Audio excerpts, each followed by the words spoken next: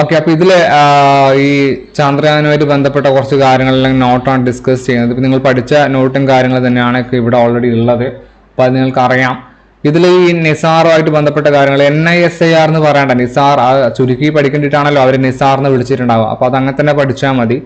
ആ നോട്ടും കാര്യങ്ങളാണ് കൊടുത്തിരിക്കുന്നത്. നിങ്ങൾ ഓൾറെഡി പഠിച്ച കാര്യങ്ങളാണ്, ഞാൻ വീണ്ടും പറയുന്നില്ല.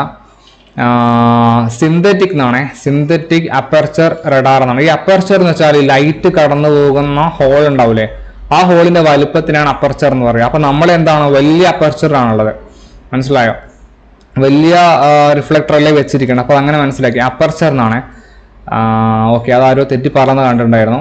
പിന്നെ അഥവാ നിസാർ, പേരിൽ സൂചിപ്പിച്ചതുപോലെ തന്നെ അമേരിക്കൻ ബഹിരാകാശ ഏജൻസിയായ നാസയുടെ ഇന്ത്യൻ ബഹിരാകാശ ഏജൻസിയായ ISROയുടെ സംയുക്ത ബഹിരാകാശ ദൗത്യമാണെന്ന് ഇവിടെ ഓൾറെഡി പറയുന്നുണ്ട്. ഇവിടെ പിന്നെ വേറെ പഠിക്കേണ്ട ഒരു കാര്യം, അതായത് പിന്നെ ചാന്ദ്രയാൻ 3, ചാന്ദ്രയാൻ 1, 2, 3 ഇതിനെപ്പറ്റി ചിലപ്പോൾ ക്വസ്റ്റ്യൻ ചോദിക്കാനുള്ള സാധ്യത ഉണ്ടാവും. അതപ്പോൾ വിക്ഷേപിച്ച് കാര്യങ്ങളൊക്കെ ജസ്റ്റ് ഒന്ന് മനസ്സിലാക്കി വെക്കണം. ചാന്ദ്രയാൻ 3 ആണ് ലേറ്റസ്റ്റ് ആയിട്ടുള്ളത്. ഇനി നടന്നുകൊണ്ടിരിക്കുന്ന ISROയുടെ പദ്ധതിയാണ് ഗഗൻയാൻ. ഗഗൻയാൻ എന്ന് പറഞ്ഞ പദ്ധതിയാണ് ഇപ്പൊ നടന്നുകൊണ്ടേയിരിക്കുന്നത്. അതിൻ്റെ തെരഞ്ഞെടുക്കപ്പെട്ട മലയാളിയാണ് ക്യാപ്റ്റൻ ബാലചന്ദ്രൻ എന്ന് പറഞ്ഞിട്ടുള്ള, ബാലചന്ദ്രൻ ആയിരുന്നില്ലേ പേര്, കറക്റ്റ് ഓർമ്മയില്ല, ഒന്ന് റെഫർ ചെയ്യണം നമ്മൾ. അതിലൊരു മലയാളി തിരഞ്ഞെടുത്തിട്ടുണ്ട്, നമ്മുടെ സിനിമാ നടി ലെനെ കല്യാണം കഴിച്ചിട്ടുള്ള, ഇപ്പോൾ മൂപ്പര് പേര് ഞാൻ മറന്നു. അപ്പൊ അതാണ് ഗഗൻയാൻ പദ്ധതി. ഗഗൻയാൻ പദ്ധതിയാണ് നിലവിൽ ഇപ്പൊ നടന്നുകൊണ്ടേയിരിക്കുന്നത് എന്നുള്ളതേ പഠിക്കണം. നിലവിലത്തെ പദ്ധതിയാണ് ഗഗൻയാൻ പദ്ധതി. അത് ചിലപ്പോൾ ചോദിക്കാൻ ചാൻസ് ഉണ്ട്, അത് ഇവിടെ പറയുന്നുണ്ട് ഞാൻ. ഓക്കെ, പിന്നെ ഓക്കെ അതവിടെ നിൽക്കട്ടെ. ഇനി അടുത്തത് വരുന്ന ഒരു ചോദ്യം ചോദിക്കാൻ സാധ്യതയുള്ളതാണ്. സംയുക്ത മൈക്രോവേവ് എന്നുള്ളത് പഠിക്കണ്ട കേട്ടോ. മൈക്രോവേവ് പഠിക്കണ്ട, ഒരു മിനിറ്റ്. മൈക്രോവേവ് എവിടെ? മൈക്രോവേവ് ഇവിടെ പറയുന്നുണ്ട്, മൈക്രോവേവ് ബാൻഡ് വിഡ്ത്ത് എന്ന് പറയുന്നുണ്ട് ഇവിടെ. ഇങ്ങനെ മൈക്രോവേവ്, അത് അങ്ങനെ മൈക്രോവേവ് ബാൻഡ് വിഡ്ത്ത് പഠിക്കണം. മൈക്രോവേവ് കുത്തിക്കള, എന്നിട്ട് 2 വിഡ്ത്ത് മേഖലകൾ എന്ന് പറഞ്ഞാൽ മതി. 2 വിഡ്ത്ത് മേഖലകൾ. അപ്പൊ അവിടെയാണ് ഒന്നാമത്തെ ചോദ്യം. അതായത് ചോദ്യം ഇങ്ങനെ ചോദിക്കാം. സാധാരണ രീതിയിൽ സാധാരണ റഡാർ സംവിധാനങ്ങൾ ഉപയോഗിക്കുന്നുണ്ടല്ലോ. റഡാറിന്റെ ഫുൾ ഫോം ചോദിക്കാൻ സാധ്യതയുണ്ട്. റഡാറിന്റെ ഫുൾ ഫോം നമ്മൾ പഠിച്ചു വെക്കണം. അത് നമ്മളോട് ചോദിക്കാനുള്ള സാധ്യതയുണ്ട്.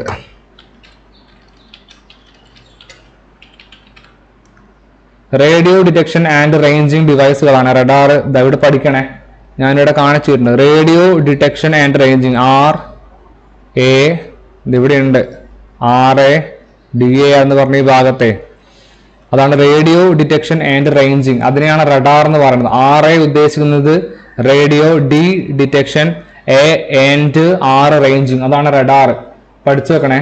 റഡാറിന്റെ ഫുൾ ഫോം ചിലപ്പോൾ ചോദിക്കാം. അപ്പൊ അങ്ങനെയുള്ള ഒരു റഡാർ ഡിവൈസ് ആണ് നമ്മൾ ഇവിടെ പറയുന്ന ഡിവൈസ് എന്ന് മനസ്സിലാക്കി വെക്കണം. അപ്പൊ ചോദ്യം ഇങ്ങനെ വരും, അപ്പൊ സാധാരണ കുറെ പൈസ മുടക്കിയിട്ട് റഡാർ സംവിധാനങ്ങൾ ഉണ്ടല്ലോ, പിന്നെ എന്തിനാ ഈ 2800 കിലോഗ്രാമിൽ ഈ സാധനത്തെ ഇത്രയും പൈസ മുടക്കിയിട്ട് ബഹിരാകാശത്ത് കൊണ്ടുപോകേണ്ട കാര്യമുണ്ടോ എന്നുള്ള ചോദ്യം ചിലപ്പോൾ ചോദിക്കാം. അപ്പൊ അങ്ങനെ ചോദിച്ചു കഴിഞ്ഞാൽ കൃത്യമായിട്ട് പറഞ്ഞു കൊടുക്കണം. സാർ 2 ബാൻഡ് വിടുത്തല്ല. സാധാരണ രീതിയിൽ റഡാർ സംവിധാനങ്ങളിൽ ഒന്നുകിൽ S ബാൻഡ് ആയിരിക്കും, അല്ലെങ്കിൽ L ബാൻഡ് ആയിരിക്കും ഉപയോഗിക്കുന്നുണ്ടാവുക. ഇത് രണ്ടും റേഡിയോ ഫ്രീക്വൻസി ആണ്. റേഡിയോ ഫ്രീക്വൻസി ഞാൻ പഠിപ്പിച്ചിട്ടുണ്ട്. റേഡിയോ ഫ്രീക്വൻസിന്റെ വേവ്സുകളാണ് S ബാൻഡും L ബാൻഡും ഉള്ളത്. അപ്പോ ഒന്നുകിൽ S ബാൻഡേ ഉണ്ടാവുള്ളൂ, അല്ലെങ്കിൽ L ബാൻഡേ ഉണ്ടാവുള്ളൂ. പക്ഷേ S ബാൻഡും L ബാൻഡും കൂടി ഉപയോഗിക്കുന്ന ആദ്യത്തെ എന്താ പറയാ ഒരു റഡാർ സംവിധാനമാണ് ഈ പറയുന്ന റഡാർ സംവിധാനം. അതുകൊണ്ടാണ് ഇതിന് ഇത്രയും പ്രാധാന്യം. അതിവിടെ പറയുന്നുണ്ട്, നമ്മുടെ ഗ്രഹത്തിലെ ചലനങ്ങളും കാര്യങ്ങളും, ഗ്രഹത്തിന്റെ ഉപരിതലത്തിലെ മാറ്റങ്ങള്, സെന്റിമീറ്ററോളം ചെറിയ ചലനങ്ങൾ അളക്കാൻ പറ്റുന്നൊക്കെ പറയുന്നുണ്ട്. ശരിക്കും പറഞ്ഞാൽ 4 മില്ലിമീറ്റർ പോലും, 4 മില്ലിമീറ്റർ, അതായത് സെന്റിമീറ്ററിനേക്കാളും കുഞ്ഞു ചലനങ്ങൾ വരെ നമുക്ക് അളക്കാൻ പറ്റും ഈ വലിയ റഡാർ സംവിധാനം ഉപയോഗിച്ച്. അങ്ങനെ തന്നെ പറഞ്ഞു കൊടുക്കണം. 4 മില്ലിമീറ്റർ സാർ, 4 മില്ലിമീറ്റർ കുഞ്ഞു ചലനങ്ങൾ പോലും നമുക്ക് എന്ത് ചെയ്യാൻ പറ്റും, അളക്കാൻ പറ്റും ക്വസ്റ്റ്യൻ ചോദിച്ചു കഴിഞ്ഞാല്. ഓക്കെ, അത് മനസ്സിലാക്കിയിട്ടാണ് നമ്മൾ ഇതൊക്കെ രക്ഷപ്പെടുന്നത്. അപ്പൊ അത്തരം ചോദ്യങ്ങൾ വേണമെങ്കിൽ ചോദിക്കാം.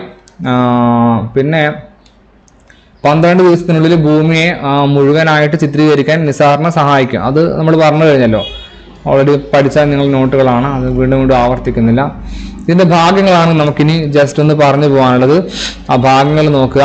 ഇത് നമുക്ക് ഇതിന്റെ പ്രധാന ഭാഗങ്ങൾ പരിചയപ്പെടാം. റഡാർ ആന്റിന റിഫ്ലക്ടർ ആണ് ഏറ്റവും പ്രധാനപ്പെട്ട ഭാഗം. റഡാർ ആന്റിന റിഫ്ലക്ടർ ആണ് ഏറ്റവും പ്രധാനപ്പെട്ട ഭാഗം. ഇങ്ങോട്ടേക്ക് വരാം. ഇവിടെ നമ്മൾ നോക്കുക, ഈ മുകളിൽ കാണുന്ന ഈ വലിയ ഭാഗം ഉണ്ടല്ലോ, ഈ വലിയ ഭാഗം, അതിനെയാണ് നമ്മൾ റഡാർ ആന്റിന റിഫ്ലക്ടർ എന്ന് പറയുന്നത്. റഡാർ ആന്റിന റിഫ്ലക്ടർ എന്ന് പറയുന്നത് ഈ മുകളിലിരിക്കുന്ന ഈ വലിയ ഭാഗമാണ് റഡാർ ആന്റിന റിഫ്ലക്ടർ. അപ്പൊ ഇതിൽ ഈ മഞ്ഞ കളർ കൊടുത്തിരിക്കുന്ന ഭാഗം നമ്മൾ ശരിക്കും അതിങ്ങനെയാണ് എന്ന് കാണിക്കേണ്ടിയിട്ട് കൊടുത്തതാണ്, മനസ്സിലായോ? ഈ ഭാഗം മുഴുവൻ എന്താണ്? റഡാർ ആന്റിന റിഫ്ലക്ടർ ആണ്. അത് ആ ഭാഗം മുഴുവനാണ് റഡാർ ആന്റിന റിഫ്ലക്ടർ. പേരൊക്കെ എഴുതി വെക്കും, അത് പറഞ്ഞെടുത്ത് പഠിച്ചാൽ മതി, അവിടെ എഴുതി വെച്ചിട്ടുണ്ടാവും. ഈ രണ്ടാമത് പറയുന്ന ഭാഗം ഏതാണ്? റഡാർ ആന്റിന റിഫ്ലക്ടർ കഴിഞ്ഞിട്ട് ആന്റിന റിഫ്ലക്ടർ GPS ആന്റിന എന്ന് പറയുന്നുണ്ട്. GPS ആന്റിന ഏതാ? GPS ആന്റിന നമ്മുടെ ഈ ഭാഗത്തായിട്ട് ഇങ്ങനെ ഓരോ ഭാഗങ്ങൾ ഫിറ്റ് ചെയ്ത് വെച്ചിട്ടുണ്ട്, ചെറിയ ചെറിയ ഭാഗങ്ങൾ, അതിനാണ് GPS ആന്റിന. ഉണ്ട് ഇവിടെ ഇങ്ങനെ ചെറിയ ചെറിയ GPS ആന്റിനകളുണ്ട്. GPS-ന്റെ ഫുൾ ഫോം ചിലപ്പം ചോദിക്കും. GPS ഗ്ലോബൽ പ്രോസസിംഗ് സിസ്റ്റം ആണ് GPS. നമ്മൾ ഗൂഗിൾ മാപ്പ് ഒക്കെ ഇട്ടിട്ട് നമുക്ക് ഇങ്ങനെ മാപ്പ് കാണിച്ചിരുന്നില്ലേ വണ്ടി പോകുന്നതിനനുസരിച്ചിട്ട്, അതിനാണ് GPS എന്ന് പറയുക. അത് ചിലപ്പം ചോദിക്കുക. ഗ്ലോബൽ പ്രോസസിംഗ് സിസ്റ്റം ആണ്, ഗൂഗിളിൽ അടിച്ചാൽ കിട്ടും, ഞാൻ എല്ലാം കാണിക്കുന്നില്ല. ഗ്ലോബൽ പ്രോസസിംഗ് സിസ്റ്റം ആണ് GPS സംവിധാനം എന്ന് പറയുന്നത്. ഗ്ലോബൽ പ്രോസസിംഗ് സിസ്റ്റം, അതായത് നമുക്ക് വഴി കാണിച്ചു തരുന്നതൊക്കെ നമ്മൾ ഈ ഗ്ലോബൽ പ്രോസസിംഗ് സിസ്റ്റം ഉപയോഗിച്ചിട്ടാണ്, GPS സംവിധാനം ഉപയോഗിച്ചിട്ടാണ്. നിലവിൽ ഇന്ത്യക്ക് സ്വന്തമായിട്ട് GPS സംവിധാനം ഇല്ലേ? ഇപ്പൊ നമ്മൾ ഉപയോഗിക്കുന്ന GPS അമേരിക്കേന്റെയാണ്. USA-ന്റെ GPS സംവിധാനമാണ്, അമേരിക്കന്റെ GPS സംവിധാനമാണ് നിലവിൽ നമ്മൾ ഉപയോഗിക്കുന്നത്. അത് എപ്പോഴും ഓർമ്മ വേണം. ഓക്കെ, ക്ലിയർ ആണല്ലോ? ഇനി ഇതിന്റെ ഭാഗങ്ങൾ അടുത്ത പറയുന്നത് ഈ ബോഡിനെ, അതായത് നമ്മുടെ ഈ എയർക്രാഫ്റ്റ് ബസ്സിനെ ഈ ആന്റിനയായിട്ട് കണക്ട് ചെയ്യുന്ന നിങ്ങളുടെ കുറ്റി പോലത്തെ ഭാഗം, ഈ കുറ്റി പോലത്തെ ഭാഗത്തിനെയാണ് നമ്മൾ എന്ത് പറയുന്നത്? ആന്റിന ബൂം എന്ന് പറയുന്നത്. Antenna boom, antenna boom, boom അല്ലെങ്കിൽ ARM എന്നൊക്കെ പറയുന്നത് ഈ കുറ്റി പോലത്തെ ഭാഗമാണ്. അതിവിടെ നോട്ടിൽ കൃത്യമായിട്ട് പറയുന്നുണ്ട്. GPS ആന്റിന ഈ ഭാഗത്തെ സ്പേസ് ക്രാഫ്റ്റ് ബസ്സുമായി ബന്ധിപ്പിക്കുന്ന ആന്റിന ബൂം എന്ന് പറയുന്നത്. അപ്പൊ സ്പേസ് ക്രാഫ്റ്റ് ബസ് ഏതാ? ഈ വലിയ പെട്ടി, ഈ വലിയ പെട്ടിനെയാണ് സ്പേസ് ക്രാഫ്റ്റ് ബസ്. ഈ സ്പേസ് ക്രാഫ്റ്റ് ബസ് ഉണ്ടാക്കിയത് ISRO ആണ്. സ്പേസ് ക്രാഫ്റ്റ് ബസ് ഉണ്ടാക്കിയത് ISRO ആണ്. ഇതിനൊരു പേര് കൊടുത്തിട്ടുണ്ട്, 13K എന്ന് പറഞ്ഞിട്ട് ഒരു പേര് കൊടുത്തിട്ടുണ്ട്. അതായത് ഈ 1 ഉദ്ദേശിക്കുന്നത് I ആണ്, I3K. അത് ഈ ജഡ്ജസ് ചിലപ്പോൾ ഇത് പഠിച്ചിട്ട് വരുന്ന ആളാണ് എങ്കിൽ ചിലപ്പോൾ ഇത് ചോദിക്കും, ഈ I എന്താണ് ഉദ്ദേശിക്കുന്നത്? IRS ആണ്, ഇന്ത്യൻ റിമോട്ട് സെൻസിങ് ആണ് IRS എന്ന് പറയുന്നത്. അതിന്റെ I ആണ് ഇവിടെ ഉപയോഗിച്ചിരുന്നത്. പിന്നെ 3K എന്ന് പറയുന്നത് ഒരു പ്രത്യേക തരം സ്പേസ് ക്രാഫ്റ്റ് ബസ് ആണ്. അപ്പോൾ അങ്ങനെയാണ് I3K സ്പേസ് ക്രാഫ്റ്റ് ബസ് എന്ന് വരുന്നത്. ഓക്കെ ആണല്ലോ? അപ്പൊ ഈ I എന്താണ്? I എന്ന് പറഞ്ഞാൽ ഇന്ത്യൻ റിമോട്ട് സെൻസിങ് ആണ്. അതായത് ഈ ബഹിരാകാശത്തെ കാര്യങ്ങളൊക്കെ കൺട്രോൾ ചെയ്ത് കൊണ്ടുപോകാനാണ് ഈ സ്പേസ് ക്രാഫ്റ്റ് ബസ് ആണ്. അത്ര ഡീപ്പർ ആയിട്ട് വേണമെന്ന് വെച്ചാൽ ജഡ്ജസ് പഠിച്ചു വരുന്നവരാണെങ്കിൽ ചിലപ്പം ചോദിച്ചറിയാം. അതുകൊണ്ടാണ് ഞാൻ അങ്ങനെ പറഞ്ഞത്. ചിലപ്പോൾ ചോദിക്കാനുള്ള എന്താണ് സാധ്യത വളരെ കൂടുതലായിരിക്കും. ഓക്കെ ആണല്ലോ? പിന്നെ പഠിക്കേണ്ട ഒരു ഭാഗം, എൻ്റെ ഇറേസർ എവിടെ മായ്ക്കണ്ടേ? കാണുന്നില്ലല്ലോ, പോയോ? Sticky notes. ഓക്കെ, പിന്നെ പഠിക്കേണ്ട ഭാഗം അടുത്ത ഏത് ഭാഗ പറയണേ? അടുത്ത പറയണത് പിന്നെ സ്പേസ് ക്രാഫ്റ്റ് ബസ്സിന്റെ കാര്യങ്ങൾ പറഞ്ഞു. ഈ സ്പേസ് ക്രാഫ്റ്റ് ബസ്സാണ് നമ്മൾ ഓൾറെഡി പറഞ്ഞിട്ടുണ്ട്. നമ്മൾ ഇങ്ങനെ കാണുന്ന സ്പേസ് ക്രാഫ്റ്റ് ബസ് ഉണ്ടല്ലോ, ഈ വലിയ സാധനം, ഈ സ്പേസ് ക്രാഫ്റ്റ് ബസ്സാണ് നമ്മുടെ ഈ സാറ്റലൈറ്റിന്റെ അല്ലെങ്കിൽ ഈ എന്താ പറയാ റഡാർ സംവിധാനത്തിന്റെ ഡയറക്ഷൻ കൺട്രോൾ ചെയ്ത് എങ്ങോട്ടേക്ക് പോകണം എന്ന് കൺട്രോൾ ചെയ്യുന്നത് ആരാണ്? ഈ പറയുന്ന സ്പേസ് ക്രാഫ്റ്റ് ബസ്സാണ്. ഈ സ്പേസ് ക്രാഫ്റ്റ് ബസ്സിന്റെ ഈ ഭാഗത്ത് നിങ്ങൾ നോക്കിയാൽ മതി, ഈ ഭാഗത്ത് ഇങ്ങനെ പ്രൊപ്പല്ലേഴ്സ് ആഡ് ചെയ്തിട്ടുണ്ട്. നോക്കി ഇവിടെ നോക്കാം, അതായത് ഇതിന്റെ കോണിൽ ഇതിങ്ങനെ പ്രൊപ്പല്ലേഴ്സ് ആഡ് ചെയ്തിട്ടുണ്ട്. പ്രൊപ്പല്ലേഴ്സ് അല്ല, ത്രസ്റ്റേഴ്സ് ആണ് ശരിക്കും പറഞ്ഞാൽ, ത്രസ്റ്റേഴ്സ് ആണ്, പ്രൊപ്പല്ലേഴ്സ് അല്ല, ത്രസ്റ്റേഴ്സ്. ഇങ്ങനെ ഓരോ ത്രസ്റ്റേഴ്സിന്റെ മുകളിലൊക്കെ കൊടുത്തതാണ്. ഈ ത്രസ്റ്റേഴ്സ് ഗ്യാസ് റിലീസ് ചെയ്തിട്ടാണ് എന്ത് ചെയ്യുന്നത്? ഇതിന്റെ ഡയറക്ഷൻ സാധ്യമാകുന്നത്. നമ്മുടെ ഒരു ഹൈഡ്രജൻ ബലൂൺ ഇങ്ങനെ ഉണ്ടാക്കി വിട്ടിട്ട് ഇവിടുന്ന് കാറ്റ് വിട്ട് കഴിഞ്ഞാൽ കാറ്റ് ഇങ്ങോട്ട് പുറത്തും ബലൂൺ ഇങ്ങോട്ടേക്കും പോകുന്നില്ലേ? അതേപോലെ ഒരു ത്രസ്റ്റേഴ്സ് യൂസ് ചെയ്തിട്ടാണ് ഈ സ്പേസ് ക്രാഫ്റ്റ് ബസ് അതിന്റെ മൂവ്മെന്റ് കാര്യങ്ങളൊക്കെ നടത്തിക്കൊണ്ടുവരുന്നുള്ള കാര്യം എന്ത് ചെയ്യണം? മനസ്സിലാക്കി വെക്കണം. സ്പേസ് ക്രാഫ്റ്റ് ബസ്സാണ് ഇതിനെ കൺട്രോൾ ചെയ്യണത്. ക്ലിയർ ആണല്ലോ? അതാണ് ഈ സ്പേസ് ക്രാഫ്റ്റ് ബസ്സിന്റെ ധർമ്മം. അതേപോലെ കുറെ സിഗ്നൽസ് റിസീവേഴ്സ് ഒക്കെ ഈ സ്പേസ് ക്രാഫ്റ്റ് ബസ്സിൽ കാണാൻ പറ്റും. കുറെ റിസീവേഴ്സ് കാര്യങ്ങൾ ഉണ്ടാവും. ഓക്കെ ആണല്ലോ? ഇനി പറയേണ്ട വേറൊരു കാര്യം, ഇവിടെ കണ്ടോ നിങ്ങൾ, ഇവിടെ ഈ ഭാഗത്ത് എന്താ പറയാ, കുറച്ചും കൂടെ സൈസ് കൂട്ടട്ടെ കേട്ടോ. ഈ ഭാഗത്ത് ഇങ്ങനെ ഒരു സാധനം വെച്ച കാണാം. അതായത് നമ്മളെ ഈ ബോഡി ആയിട്ട് കണക്ട് ചെയ്യുന്ന നടുവിൽ ഒരു സ്റ്റാർ ഒബ്സർവർ ഉണ്ട്. സ്റ്റാർസിനെ ഒബ്സർവ് ചെയ്യുന്നത് ഈ പറയുന്ന ഒരു കറുത്ത ഭാഗമാണ്. ഈ പറയുന്ന കറുത്ത ഭാഗമാണ് സ്റ്റാർസിനെയും കാര്യങ്ങളൊക്കെ ഒബ്സർവ് ചെയ്യുന്നത്. ഞാൻ ഈ പിക്ചറിൽ കുറച്ചും കൂടി എവിഡന്റ് ആയിട്ട് കാണിച്ചു തരാം. നോക്കുക, ഇത് നമ്മൾ ഓൾറെഡി പറഞ്ഞു കഴിഞ്ഞില്ല, മയക്കട്ടെ. ഇത് ഇവിടെയുള്ള ഈ ഭാഗം, ഇതാ ഇവിടെ ഒരു കറുത്ത ഒരു സാധനം കാണാൻ പറ്റും നിങ്ങൾക്ക്. ആ കറുത്ത സാധനത്തെയാണ് നമ്മൾ എന്ത് പറയാം, സ്റ്റാർസിനെ ഒബ്സർവ് ചെയ്യുന്നത് എന്നുള്ള രീതിയിൽ സ്റ്റാർസ് ഒബ്സർവർ ആയിട്ട് വെച്ചിരിക്കുന്നത്. ഓക്കെ ആണല്ലോ. ഇനി ഏറ്റവും പ്രധാനപ്പെട്ട ഭാഗമാണ് ഈ പറയുന്ന antenna boom. Spacecraft bus പറഞ്ഞു, സോളാർ പാനൽ പറഞ്ഞു, റഡാർ ഇൻസ്ട്രുമെന്റ് സ്ട്രക്ചർ ആണ് ഇനിയുള്ളത്. സോളാർ പാനൽ പറഞ്ഞിട്ടില്ലല്ലോ. സോളാർ പാനൽ എന്താണ് നമുക്കറിയാം. ഇവിടെ സോളാർ പാനൽ ഓൾറെഡി ഇരിക്കുന്നുണ്ട്. ഇവിടെ ഇരിക്കുന്നുണ്ട് സോളാർ പാനൽ. സ്പേസ് ക്രാഫ്റ്റ് ബസിന്റെ രണ്ട് സൈഡിലുമായിട്ടാണ് ആരെ കൊടുത്തിരിക്കുന്നത്, സോളാർ പാനൽ കൊടുത്തിരിക്കുന്നത്. എത്ര സോളാർ പാനൽ ഉണ്ട് ഒരു സൈഡിൽ? 3 സോളാർ പാനലാണുള്ളത്. 3 സോളാർ പാനലിലും ഒരേപോലെ നല്ല ക്വാണ്ടിറ്റിയിൽ സൂര്യപ്രകാശം കിട്ടുവാണെങ്കിൽ 4 കിലോ വാട്ട്, 4 കിലോ വാട്ട് അത്രയും ഊർജം അല്ലെങ്കിൽ എനർജി അല്ലെങ്കിൽ ഇലക്ട്രിസിറ്റി നമുക്ക് പ്രൊഡ്യൂസ് ചെയ്യാൻ പറ്റും. ആ ഇലക്ട്രിസിറ്റി ഉപയോഗിച്ചിട്ടാണ് ഈ പറയുന്ന റഡാർ സംവിധാനം വർക്ക് ചെയ്യുന്നത്. മനസ്സിലായോ? അത് ഉപയോഗിച്ചിട്ടാണ് വർക്ക് ചെയ്യുന്നത്. കാരണം KSEB നമുക്കിപ്പോൾ ലൈന് വലിച്ചിട്ട് ബഹിരാകാശത്തേക്ക് കൊണ്ടുപോകാൻ പറ്റൂലല്ലോ. അത്രയും ദൂരെയാണല്ലേ. എത്ര ദൂരെയാണല്ലേ? നമ്മൾ ഓൾറെഡി പറഞ്ഞു കഴിഞ്ഞാൽ 747 കിലോമീറ്റർ ഉയരത്തിലാണ് ഇരിക്കുന്നത്. അപ്പൊ നമുക്ക് എന്ത് ചെയ്യാൻ പറ്റില്ല, ഇവിടുന്ന് ഈ പറയുന്ന ഒരു സംവിധാനം വെച്ചിട്ട് അല്ലെങ്കിൽ ഈ പറയുന്ന KSEB ലൈന് വെച്ചിട്ട് പോകാൻ പറ്റില്ല. അപ്പൊ ഇത് വർക്ക് ചെയ്തത് സോളാർ എനർജി ഉപയോഗിച്ചിട്ടാണെന്ന് പറയണം. സോളാർ എനർജി ഉപയോഗിച്ചിട്ടാണ് വർക്ക് ചെയ്തുകൊണ്ടേയിരിക്കുന്നത്. ഈ സംവിധാനം എല്ലാം വർക്ക് ചെയ്യുന്നത് എന്ത് ഉപയോഗിച്ചിട്ടാണ്? സോളാർ എനർജി ഉപയോഗിച്ചിട്ടാണ്. അങ്ങനെ സോളാർ എനർജി ഉപയോഗിക്കുന്നത് കൊണ്ടാണ് നമുക്ക് എന്ത് വേണ്ടത്, സോളാർ പാനൽസ്. നമ്മൾ ഈ പാനൽ എല്ലാ സാറ്റലൈറ്റുകളും പ്രവർത്തിക്കുന്നത് എന്ത് ഉപയോഗിച്ചിട്ട് തന്നെയാണ്? സോളാർ പാനൽസ് ഉപയോഗിച്ചിട്ട് തന്നെയാണ്. സോളാർ എനർജിയാണ് ഉപയോഗിക്കുക. അങ്ങനെ ചിലപ്പോൾ ചോദിക്കും ഏത് എനർജി ഉപയോഗിച്ചിട്ടാണ് പ്രവർത്തിക്കുന്നത്? സോളാർ എനർജി ഉപയോഗിച്ചിട്ടാണ് സാർ പ്രവർത്തിക്കുന്നത് എന്ന് നമുക്ക് കൃത്യമായിട്ട് പറയാൻ കഴിയണം. എത്ര സോളാർ പാനലാണ്? 3 പാനലാണ് ഒരു സൈഡിലുള്ളത്. ടോട്ടൽ എത്ര പാനൽ ഉണ്ടാവും? 6 പാനൽ ഉണ്ടാവും. ഓക്കെ, 2 സൈഡിലും കൂടി 6 പാനൽസ് ആണ് ഉണ്ടാവും. അതിന്റെ എനർജിയാണ് ഉപയോഗിക്കുന്നത്. ക്ലിയർ ആണല്ലോ. പിന്നെയാണ് ഇൻസ്ട്രുമെന്റ് സ്ട്രക്ചർ എന്ന് പറയുന്നത് പ്രധാനപ്പെട്ട ഭാഗം. അത് ഇവിടെ പറയുന്നുണ്ട്, റഡാർ ഇൻസ്ട്രുമെന്റ് സ്ട്രക്ചർ. അത് വളരെ ഇമ്പോർട്ടന്റ് ആണ്. അതാണ് പ്രധാനപ്പെട്ട ഭാഗം. റഡാർ ഇൻസ്ട്രുമെന്റ് സ്ട്രക്ചർ എന്ന് പറയുന്നത് ഈ വലിയ ഭാഗം, ഇങ്ങനെ നീളത്തിലുള്ള വലിയ ഭാഗമാണ്. ഇതാ ഇവിടെ കാണുന്നില്ലേ നിങ്ങൾ? ഇവിടെ കാണുന്നില്ലേ? ഇതിനെയാണ് റഡാർ ഇൻസ്ട്രുമെന്റ് സ്ട്രക്ചർ എന്ന് പറയുന്ന വലിയ ഭാഗം. വളരെ പ്രധാനപ്പെട്ട ഭാഗമാണ് ഈ റഡാർ ഇൻസ്ട്രുമെന്റ് സ്ട്രക്ചർ. ഞാൻ ജസ്റ്റ് ഇവിടെ ഒന്ന് വരക്കാം. ഇപ്പൊ ഏകദേശം അതിന്റെ ഒരു ഷേപ്പ് എങ്ങനെയാണ് ഉണ്ടാവുക, ഇങ്ങനെ ഷേപ്പ് കൊടുത്തിട്ടുണ്ട്. അതിലിവിടെ കുറച്ച് ബ്ലൂ ഡോട്ട്സ് കാണാൻ പറ്റും, പിന്നെ കുറച്ച് റെഡ് ഡോട്ട്സും കാണാൻ പറ്റും അല്ലേ? അങ്ങനെയല്ലേ ഇരിക്കണത്? അതായത് നമ്മൾ പറഞ്ഞു ഇതിന്റെ ഫ്രീക്വൻസി എങ്ങനെയാണ് വർക്ക് ചെയ്യുന്നതെന്നാണ് പറയാൻ പോകുന്നത്. ഇതിൽ നമ്മൾ ഉപയോഗിക്കുന്ന ഫ്രീക്വൻസി ഏതാണ്? ഓൾറെഡി പറഞ്ഞു, റേഡിയോ വേവ്സ് ആണ് നമ്മൾ ഉപയോഗിക്കുന്നത്. നമ്മുടെ സൂര്യപ്രകാശത്തിന് വരുന്ന ഒരുപാട് ടൈപ്പ് വേവ്സ് ഉണ്ട്. ഇൻഫ്രാറെഡ്, അൾട്രാ വയലറ്റ്, പിന്നെ നമ്മൾ കാണുന്ന വിബ്ജിയോറെ. അങ്ങനെ റേഡിയോ വേവ്സിന്റെ ഫ്രീക്വൻസിയാണ് നമ്മൾ ഇതിന് ഉപയോഗിക്കുന്നത്. ആ റേഡിയോ വേവ്സിന്റെ 2 ബാൻഡുകളാണ് ഇത്, എസ് ബാൻഡും എൽ ബാൻഡും. നമ്മൾ ഓൾറെഡി പറഞ്ഞു കഴിഞ്ഞു, എസ് ബാൻഡും ഉണ്ട്, എൽ ബാൻഡും ഉണ്ട്. അത് എന്തിനാ പ്രവർത്തിക്കുന്നതൊക്കെ ഇവിടെ കൃത്യമായിട്ട് നമ്മൾ പറയുന്നുണ്ട്. എൽ ബാൻഡ്, എസ് ബാൻഡ് തുടങ്ങിയ റേഡിയോ ഫ്രീക്വൻസി സംവിധാനം പ്രവർത്തിക്കുന്നത് റഡാർ ഇൻസ്ട്രുമെന്റ് സ്ട്രക്ചറിലൂടെയാണ്. ഇവിടെ പറയുന്നത് രാത്രിയിലെന്നോ പകലിലെന്നോ ഭൂമിയിലെ സാഹചര്യം തിരിച്ചറിഞ്ഞ് സിഗ്നലുകൾ പുറപ്പെടുവിക്കുക എന്നതാണ് ഈ ഭാഗത്തിന്റെ പ്രധാന ധർമ്മം. എസ് ബാൻഡ് സംവിധാനം ഇത് കണ്ട, ഇത് വളരെ ഇമ്പോർട്ടന്റ് ആണ്. എസ് ബാൻഡ് സംവിധാനം കാർഷിക മേഖലയുമായി ബന്ധപ്പെട്ട ഭൂപ്രദേശങ്ങളെ പറ്റി പഠിക്കാനും മണ്ണിന്റെ ഈർപ്പം നിരീക്ഷിക്കാനും കാലാവസ്ഥാ മാറ്റങ്ങളെ കൃത്യമായി രേഖപ്പെടുത്താനും സഹായിക്കുന്നു. ഈ ഭാഗം നിർമ്മിച്ചിരിക്കുന്നത് നമ്മുടെ ബഹിരാകാശ ഏജൻസിയായ ISRO ആണെന്ന് പറയുന്നുണ്ട് എസ് ബാൻഡ് സംവിധാനം ഉപയോഗിച്ചിരിക്കുന്നത്. അപ്പൊ എസ് ബാൻഡ് സംവിധാനം ആരുപയോഗിച്ചു? നമ്മുടെ ISRO ആണ് എസ് ബാൻഡ് സംവിധാനം ഉപയോഗിക്കുന്നത്. ISRO. എൽ ബാൻഡ് സംവിധാനം ഉപയോഗിക്കുന്നത് ആരാ? നാസ ഉപയോഗിക്കുന്നതല്ല, കണ്ടുപിടിച്ചത്. അങ്ങനെ എസ് ബാൻഡ് ഉണ്ടാക്കണ ഫ്രീക്വൻസി ഉണ്ടാക്കണ ഉപകരണം ISRO ഉണ്ടാക്കി, എൽ ബാൻഡ് ഉണ്ടാക്കുന്നത് നാസ ഉണ്ടാക്കി. രണ്ടും കൂടി സംയോജിപ്പിച്ചിട്ടാണ് ഈ വലിയ റഡാർ സംവിധാനം നമ്മൾ കൊണ്ടുപോകുന്നത്. അത്രയും മനസ്സിലാക്കിയാൽ മതി.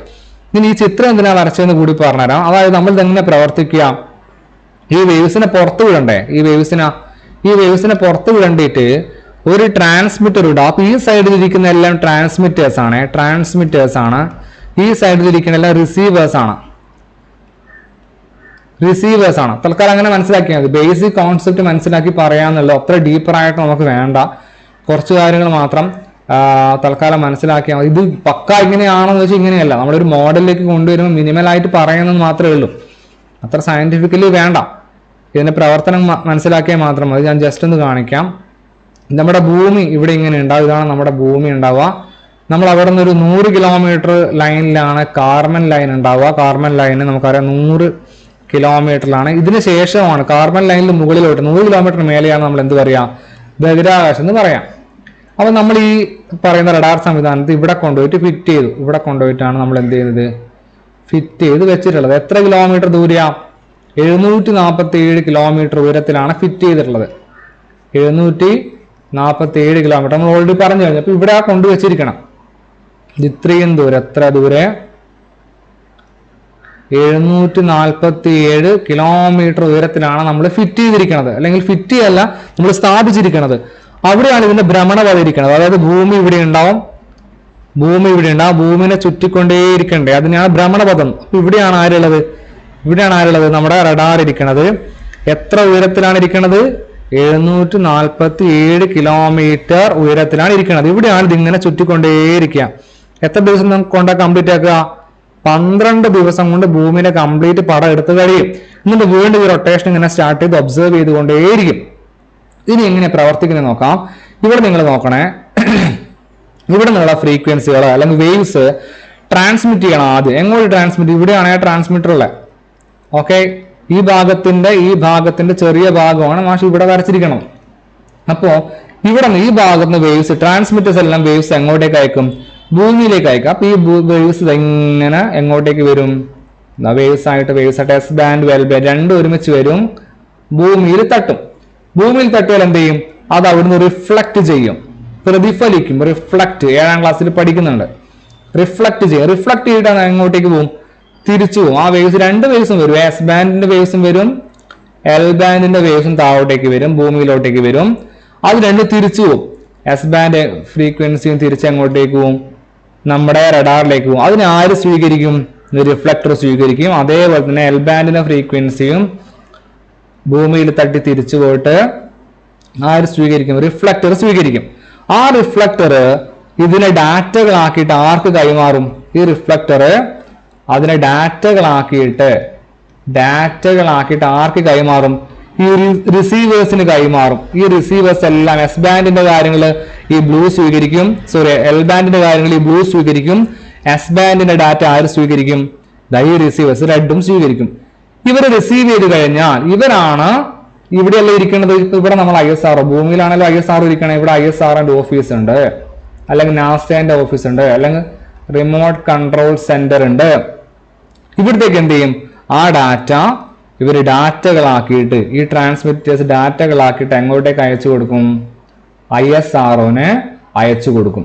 ഈ ഡാറ്റകളെല്ലാം എങ്ങോട്ടേക്ക് വരുന്നുണ്ടാവും, ISROയിലേക്ക് വരുന്നുണ്ട്. അപ്പൊ ഇവിടെ ഒരു ഭൂകമ്പം അല്ലെങ്കിൽ ചെറിയൊരു മാറ്റം ഉണ്ടായിട്ടുണ്ട്, അല്ലെങ്കിൽ ഒരു അഗ്നിപർവ്വതം ചെറുങ്ങനെ ഇളകിയിട്ടുണ്ട്. അപ്പൊ ആ ഡാറ്റ ആർക്ക് കിട്ടും, നമ്മുടെ സാറ്റലൈറ്റിന് കിട്ടും, അല്ലെങ്കിൽ റഡാറിന് കിട്ടും. റഡാർ ആ ഡാറ്റ എങ്ങോട്ടേക്ക് അയച്ചു കൊടുക്കും, നമ്മുടെ ഭൂകമ്പം ചെറുങ്ങനെ ഇളകിയിട്ടുണ്ട്. ആ ഡാറ്റ നമുക്ക് ആർക്ക് കിട്ടി, റഡാറിന് കിട്ടി. റഡാർ റിസീവേഴ്സിന് കൊടുത്തു, അത് റിസീവ് ചെയ്തു. അങ്ങനെ ആ നിർദ്ദേശം ആർക്ക് കിട്ടി, ISROന് കിട്ടി. ISRO ഉടനടി ആ കറക്റ്റ് എക്സാക്ട് ലൊക്കേഷൻ നമുക്ക് ട്രാക്ക് ചെയ്യാൻ പറ്റും. എക്സാക്ട് ലൊക്കേഷൻ നമുക്ക് എന്ത് ചെയ്യാം, ട്രാക്ക് ചെയ്യാൻ പറ്റും. അപ്പൊ കറക്റ്റ് സ്പോട്ട് മനസ്സിലായി. ഇപ്പൊ കേരളത്തിലെ കണ്ണൂർ ജില്ലയിലെ പാനൂരിലെ ചെമ്പാട് എന്ന് പറഞ്ഞ ഭാഗത്താണ് അഗ്നിപർവ്വതം ഇരിക്കുന്നത്. അതിപ്പോ പൊട്ടാൻ സാധ്യതയുണ്ട്, അല്ലെങ്കിൽ അതിന് ചെറിയൊരു അനക്കം ഉണ്ടായിട്ടുണ്ട് എന്ന് മനസ്സിലാക്കി കഴിഞ്ഞാൽ തന്നെ ISROന്റെ ആൾക്കാർ അവിടെ എത്തിയിട്ട് അവിടെ നിർദ്ദേശം കൊടുത്തിട്ട് നമുക്ക് ആൾക്കാർ എന്ത് ചെയ്യാൻ പറ്റും, രക്ഷിച്ച് കൊണ്ടുപോകാൻ പറ്റും. അതാണ് ഇതിന്റെ വർക്കിംഗ്. മിക്കവാറും വർക്കിംഗ് ആണ് ജഡ്ജസ് ഒരു ക്വസ്റ്റ്യൻ ആയിട്ട് ചോദിക്കാനുള്ള സാധ്യത വളരെ കൂടുതൽ. എങ്ങനെയാ പ്രവർത്തിക്കുന്നത് എന്നുള്ള കാര്യം കൃത്യമായിട്ട് എന്ത് ചെയ്യണം, മനസ്സിലാക്കി വെക്കണം. ഇതാണ് ഇതിനൊരു ബേസിക് വർക്കിംഗ് പ്രിൻസിപ്പിൾ എന്ന് പറയുന്നത്. നമ്മൾ വേവ്സിനെ ഭൂമിയിലേക്ക് അയക്കുന്നു. ഏത് വേവ്സിനെ അയക്കുന്നേ, റേഡിയോ വേവ്സിനെയാണ് അയക്കുന്നത്. ആ റേഡിയോ വേവ്സിനെ അയച്ചു കഴിഞ്ഞാൽ റേഡിയോ വേവ്സ് ഭൂമിയിൽ തട്ടുന്നു, ഭൂമിയിൽ തട്ടി അതേപോലെ തിരിച്ചു പോകുന്നു. തിരിച്ചു പോയി കഴിഞ്ഞാൽ അതെന്ത് ചെയ്യും, അത് നമ്മുടെ റിസീവർ സ്വീകരിക്കും. റിസീവർ സ്വീകരിച്ചതിന് ശേഷം അത് നമ്മുടെ റിസീവറിന് കൊടുക്കും. ആദ്യം ആന്റിനയാണ് സ്വീകരിക്കുക. ഏത് ആന്റിന, റിഫ്ലക്ടർ ആന്റിന സ്വീകരിക്കും. ഈ വലിയ ഭാഗമില്ല, നമ്മൾ നേരത്തെ പറഞ്ഞ ഈ വലിയ ഭാഗം, ആ വലിയ ഭാഗമാണ് സ്വീകരിക്കുക. ഈ വലിയ ഭാഗം സ്വീകരിക്കും. സ്വീകരിച്ചതിന് ശേഷം അതിന് ആർക്ക് കൊടുക്കും, റിസീവർക്ക് കൊടുക്കും. റിസീവർ എങ്ങോട്ടേക്ക് അയക്കും, ISROയിലേക്ക് അയക്കും. ഇനി ഇവിടെ പറയേണ്ട മറ്റൊരു പ്രധാനപ്പെട്ട കാര്യം എന്ന് പറയുന്നത്, നിങ്ങൾ നോക്കുക, ഈ സിഗ്നൽസ് ഇപ്പൊ താഴോട്ടേക്ക് വന്നു കഴിഞ്ഞാൽ, അതായത് ഇതിനെ വേവ്സ് ആയിട്ടാണല്ലോ അയക്കുക. വേവ്സ് ആയിട്ട് അയക്കുമ്പോൾ ഈ വേവ്സ് ഇങ്ങനെയാ വരിക. അപ്പൊ ഇത് ഭൂമിയാണെന്ന് വിചാരിക്കുക. ഈ വേവ്സ് ഇങ്ങനെ ഇവിടെ നമ്മുടെ റഡാർ സംവിധാനം വീണ്ടും വരക്കുന്നില്ല. ആ വേവ്സ് ഇവിടുന്ന് പുറപ്പെട്ട് എസ് ബാൻഡ് എൽ ബാൻഡ് ഇങ്ങനെ വന്ന് ഒരു താഴെ എത്തുമ്പോൾ ഒരു വലിയ ഏരിയ കിട്ടും. അപ്പൊ എത്ര വലിയ ഏരിയ അവർ അളക്കുക? ഓരോ ടൈമിലും 240 കിലോമീറ്റർ റേഞ്ച് റേഞ്ച് ആണ് എസ് ബാൻഡും എൽ ബാൻഡും അളക്കുക. ഓരോ തവണ ഇങ്ങനെ വന്നു പോയി പോകുന്നുണ്ടാവും വേവ്സ്. അങ്ങനെ ഓരോ തവണയും 240 കിലോമീറ്ററിന്റെ റേഞ്ച് നമുക്ക് എന്ത് ചെയ്യാൻ പറ്റും? ഭൂമിയുടെ സർഫസിൽ അളക്കാൻ പറ്റും. 240 കിലോമീറ്റർ. മനസ്സിലായോ? അത്രയും വേവ്സ് ഉള്ളത് കൊണ്ടാണ്, അല്ലെങ്കിൽ അളക്കുന്നത് കൊണ്ടാണ് എന്ത് സംഭവിക്കുന്നത്? നമുക്ക് 12 ഡേയ്സിൽ കംപ്ലീറ്റ് ചെയ്യാൻ പറ്റുന്നത്. മനസ്സിലായിക്കോ? അതുകൊണ്ടാണ് 240 കിലോമീറ്ററിന്റെ റേഞ്ച് ഉള്ളത് കൊണ്ടാണ് നമുക്ക് 12 ഡേയ്സിൽ കംപ്ലീറ്റ് ആയിട്ട് ഭൂമിന്റെ ഒരുപാട് കാര്യങ്ങൾ അളക്കാൻ പറ്റുന്നത്. പിന്നെ കൃത്യമായിട്ടുള്ള അതിന്റെ പാത്ത് ഞാൻ പറഞ്ഞു കഴിഞ്ഞല്ലോ, 747 കിലോമീറ്റർ ദൂരെയുള്ള ഒരു എന്താ പറയാ ഭ്രമണപഥമാണ് ഇരിക്കുന്നത്. ഇവിടെ ഞാൻ നേരത്തെ വരച്ച് കാണിച്ചു കഴിഞ്ഞു. അപ്പൊ അതുകൂടി എന്ത് ചെയ്യാം, മനസ്സിലാക്കി വെച്ചാൽ മതി. ഇങ്ങനെയാണ് കാര്യങ്ങൾ ഇത് പ്രവർത്തിക്കുന്നത്. കംപ്ലീറ്റ് ആയിട്ട് പ്രവർത്തിച്ചു പോകുന്നതിന്റെ ഒരു രീതി എന്ന് പറയുന്നത് ഈ രീതിയാണെന്നുള്ള എന്ത് ചെയ്യാം, മനസ്സിലാക്കി വെച്ചേക്കുക. ഇവിടെ സ്റ്റാർ ഒബ്സർവറും കാര്യങ്ങളൊക്കെ നേരത്തെ പറഞ്ഞിട്ട് മനസ്സിലാക്കണം. കൺട്രോൾ യൂണിറ്റും കാര്യങ്ങളൊക്കെ പറഞ്ഞു. ഇതിനെങ്ങനെയാണ് മൂവ് ചെയ്യുന്നത്? ത്രസ്റ്റേഴ്സ് ഉപയോഗിച്ചിട്ടാണ്. സ്പേസ് ക്രാഫ്റ്റ് ബസ്സിലെ ത്രസ്റ്റേഴ്സ് ഉപയോഗിച്ചിട്ടാണ് എന്ത് ചെയ്യുന്നത്? ഇതിനെ കംപ്ലീറ്റ് ആയിട്ട് ഇതിന്റെ മൂവ്മെന്റും കാര്യങ്ങളൊക്കെ സാധ്യമാക്കുന്നത് എന്നുള്ള എന്ത് ചെയ്യണം, മനസ്സിലാക്കി വെക്കണം. അതൊക്കെ വളരെ ഇമ്പോർട്ടൻ്റ് ആണ്. പിന്നെ ചോദിക്കാൻ സാധ്യതയുള്ള ക്വസ്റ്റ്യൻസ് എന്താണ്? ഫ്രീക്വൻസി റേഞ്ച് ഒക്കെ ചിലപ്പോഴേ ചോദിക്കുള്ളൂ. റേഡിയോ ഫ്രീക്വൻസി എത്രയാ വരുന്നതെന്നുള്ളതേ ചിലപ്പോഴേ ചോദിക്കാൻ സാധ്യതയുള്ളൂ. ഫ്രീക്വൻസിന്റെ യൂണിറ്റ് ഒക്കെ ആണെങ്കിൽ ചിലപ്പം ചോദിക്കാം. ഫ്രീക്വൻസിന്റെ യൂണിറ്റ് ഹേർട്സ് ആണ്. ഹേർട്സ് ആണ് ഫ്രീക്വൻസിന്റെ യൂണിറ്റ്. ഇപ്പൊ 120 ഹേർട്സ് അങ്ങനെയൊക്കെയാണ് നമ്മൾ ഫ്രീക്വൻസി റേഞ്ച് കാര്യങ്ങളൊക്കെ പറയാം. അതിവിടെ വേണമെങ്കിൽ നമുക്ക് നോക്കാം. റേഡിയോ വേവ്സിന്റെ ഫ്രീക്വൻസി എത്രയാണ്? ഫ്രീക്വൻസി റേഞ്ച് 3 കിലോ ഹേർട്സ് ആണ്. 3 കിലോ ഹേർട്സ് ആണ് പറയുന്നത്. ഈ എസ് ബാൻഡിന്റെ എൽ ബാൻഡിന്റെ കൃത്യമായിട്ട് പറയുന്നുണ്ടല്ലോ. S band and L band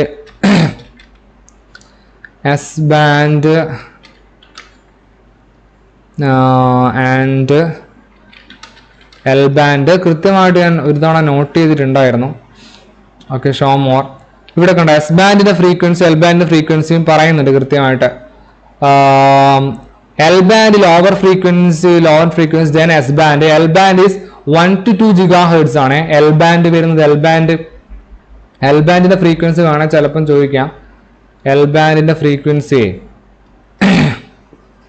ഇവിടെ പഠിച്ചു വെച്ചാൽ മതി.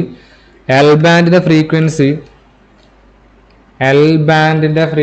എന്ന് പറയുന്നത് എത്രയാണ്? 1 to 2 gigahertz ആണ്. പിന്നെ എൽ ബാൻഡിന്റെ ഫ്രീക്വൻസി ഇവിടെ പറയുന്നത് 1 to 2 ജിഗാഹെർട്സ് റേഞ്ച് ആണ്. കണ്ടോ, 1 to 2 ജിഗാഹെർട്സ് ആണ്. എസ് ബാൻഡ് 2 to 4 ജിഗാഹെർട്സ് ആണ്. എസ് ബാൻഡ് 2 to 4 ജിഗാഹെർട്സ് ആണ്. എസ് ബാൻഡ് 2 to 4 ജിഗാഹെർട്സ് ആണ്. അത് അത്രയും കാര്യങ്ങൾ മനസ്സിലാക്കിയത്. ഫ്രീക്വൻസി റേഞ്ച് ചിലപ്പം ചോദിക്കും. ഇതെല്ലാം റേഡിയോ ഫ്രീക്വൻസിയിൽ പെട്ടിരിക്കുന്ന വേവ്സ് തന്നെയാണ് നമ്മൾ എന്ത് ചെയ്യുന്നത്, ഉപയോഗിക്കുന്നത്. റേഡിയോ ഫ്രീക്വൻസി റേഞ്ച് ആണ് നമ്മൾ ഉപയോഗിക്കുന്നത്. അപ്പം ഞാൻ നേരത്തെ പറഞ്ഞല്ലോ 3 കിലോ ഹേർട്സ് ആണ് ഇതിന്റെ ഫ്രീക്വൻസി പറയണത്. അതായത് റേഡിയോ വേവ്സിന്റെ ഫ്രീക്വൻസി എന്ന് പറയുന്നത് 3 കിലോ ഹേർട്സ് വരെയാണ്. The range of radio spectrum is considered as to be 3 kilohertz up to 3000 gigahertz. അത്രയും വലിയ റേഞ്ച് ആണ് ആർക്കുള്ളത്? റേഡിയോ വേവ്സിന്റെ ഇരിക്കണം. അത്ര ഡീറ്റെയിൽ ആയിട്ടൊന്നും വേണ്ട. ഇത് ജസ്റ്റ് ഓർത്ത് വെക്കാൻ വേണ്ടി ഞാൻ പറഞ്ഞു എന്ന് മാത്രമേ ഉള്ളൂ. ആ ജസ്റ്റ് എന്ത് ചെയ്യാം, മനസ്സിലാക്കി വെച്ചാൽ മതി. ഇതിൽ എസ് ബാൻഡ് ISRO ആണ്. എൽ ബാൻഡ് നാസയാണ് ഉണ്ടാക്കിയത്. അവർ രണ്ടും കൂടി യോജിപ്പിച്ചിട്ടാണ് ഈ പറയുന്ന നാസ ആൻഡ് ISRO പിന്നെ സിന്തറ്റിക് അപ്പർച്ചർ റഡാർ എന്ന് പറയുന്ന സംവിധാനം ഉപയോഗിച്ചത്. റഡാറിന്റെ ഫുൾ ഫോം എന്തായാലും പഠിക്കണേ. റഡാറിന്റെ ഫുൾ ഫോം എന്തായാലും പഠിക്കണം. മിക്കവാറും റഡാറിന്റെ ഫുൾ ഫോം ചോദിക്കാനുള്ള സാധ്യതയുണ്ട്. അതേപോലെ ചാന്ദ്രയാൻ 3 പറ്റി കൃത്യമായിട്ട് പഠിച്ചിട്ടുള്ളത്. നമുക്ക് ജസ്റ്റ് ചോദിക്കാൻ സാധ്യതയുള്ള ക്വസ്റ്റ്യൻസ് മാത്രം ഒന്ന് പറയാം. ക്വസ്റ്റ്യൻസ് മാത്രം ഒന്ന് പറഞ്ഞിട്ട് വൈൻഡപ്പ് ചെയ്യാം. അതിലൊന്ന് ഞാൻ നേരത്തെ പറഞ്ഞ ദൗത്യങ്ങളാണ്. അതിൽ ചന്ദ്രയാൻ 3 ദൗത്യം പഠിക്കണം. ഗഗൻയാൻ എന്ന് പറയുന്ന ദൗത്യത്തെ പറ്റിയിട്ട് ISROന്റെ ഇപ്പോഴത്തെ മനുഷ്യനെ ചന്ദ്രനിൽ എത്തിക്കാനുള്ള പദ്ധതിയാണ് ഗഗൻയാൻ. അതിനെപ്പറ്റി കൃത്യമായിട്ട് മനസ്സിലാക്കിയിരിക്കണം. പിന്നെ വേറെ പഠിക്കാനുള്ളത് ഇപ്പൊ ISROന്റെ ചെയർമാനും അതേപോലെ തന്നെ നാസയുടെ ചെയർമാൻ ആരാണെന്ന് ഇപ്പത്തെ നോക്കണേ. അത് വേണമെങ്കിൽ ഒന്ന് പഠിച്ചു നോക്കണേ.